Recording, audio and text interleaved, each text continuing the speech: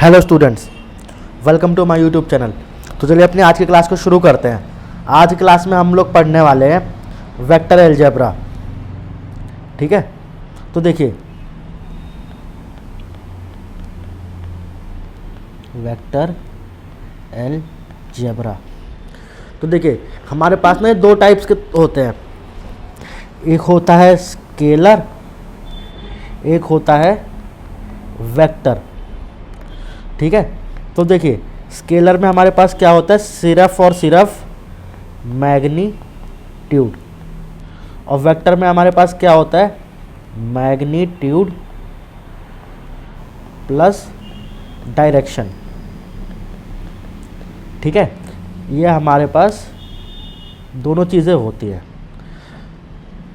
ठीक है, तो अब मैं एक लाइन सेगमेंट से आपको वेक्टर समझाता हूँ होता कैसे है। तो मैं एक लाइन सेगमेंट लेता हूँ। ठीक है, देखिए मैंने लिया ए और बी, और ये जो डायरेक्शन है ना इसकी ए वेक्टर दिखा रहा है। तो देखिए डायरेक्ट लाइन क्या है, यानी डायरेक्ट लाइन मतलब लाइन की डायरेक्शन। तो यानी ये ए टू बी है और इसको दिखा कौन रहा है, ये ए वेक्टर। और ये जो ए से लेके बी तक का जो डिस्टेंस होता है ना, ये इसको हम बोलते हैं मैग्नीट्यूड। ये जो दोनों के बीच में डिस्टेंस है ना, that is distance from A to B, यानी ए से जो बी का जो डिस्टेंस है ना, उसको हम क्या बोलते हैं, मैग्नीट्यूड। ठीक है, ठीक है। तो अब आपने वेक्टर समझ लिया, वेक्टर होता क्या है, वेक्टर जिसमें हमारे पास डायरेक्शन और मैग्नीट्यूड दोनों ही होते हैं। ठीक है, अब हम चलते हैं कि अपने एक इम्पॉर्टेंट टॉपिक की तरफ। ठीक है, डायरेक्शन कोसाइन और डायरेक्शन रेशियो, यह आपको पता होना चाहिए चैप्टर शुरू करने के पहले। ठीक है, तो देखिए डायरेक्शन रेशियो, नहीं डायरेक्शन कोसाइन पहले हम करते हैं, डायरेक्शन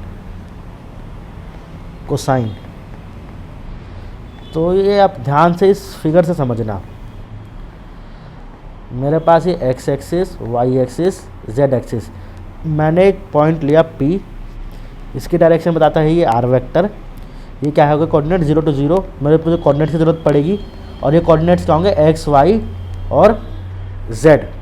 तो देखिए एक्स के साथ इससे जो एंगल बनाया मैंने इसको ले लिया अल्फ़ा, इसने वाई के साथ जो एंगल बनाया मैंने उसको ले लिया बीटा, और इसने जो एंगल z के साथ बनाया मैंने उसको ले लिया गामा।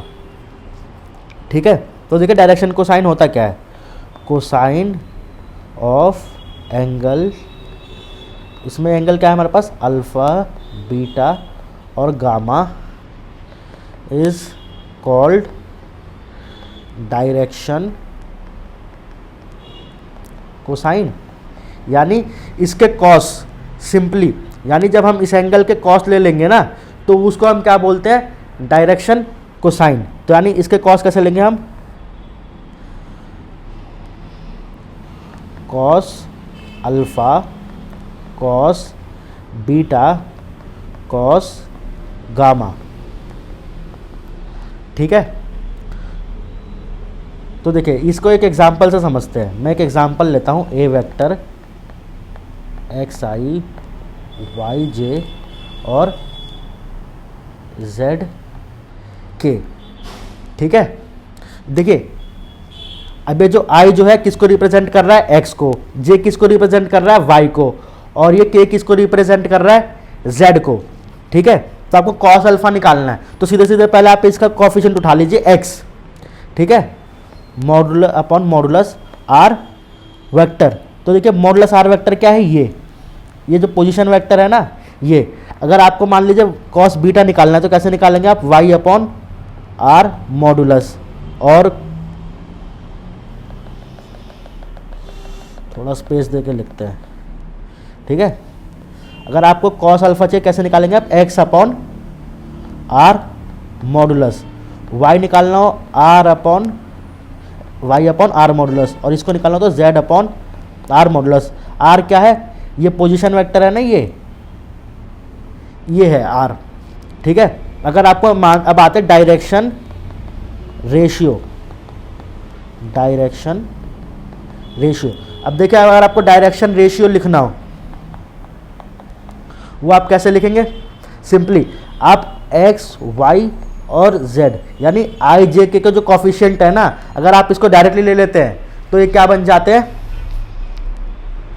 आपके डायरेक्शन रेशियो। और ये आर मॉडुलस आप कैसे निकालेंगे, यानी सिंपली इसके कॉफिशिएंट इसको ऐसे, यानी x square plus y square plus z square का आप स्क्वायर कर देंगे ना इस एग्जाम्पल में, तो आपको ये अपना आर मॉडुलस भी आपको मिल जाएगा, ठीक है। तो देखिए ये क्लास थी हमारी वेक्टर की बेसिक क्लास। अब हम अपनी अगली क्लास में ना इस अपनी डिस्कशन को आगे बढ़ाएंगे और अपने एनसीईआरटी के ना क्वेश्चन को सॉल्व करेंगे, ठीक है। तो देखिए आज की क्लास को तो यहीं पे ऑफ करते हैं, मिलते हैं आपसे अपनी अगली क्लास में। Thank you everyone.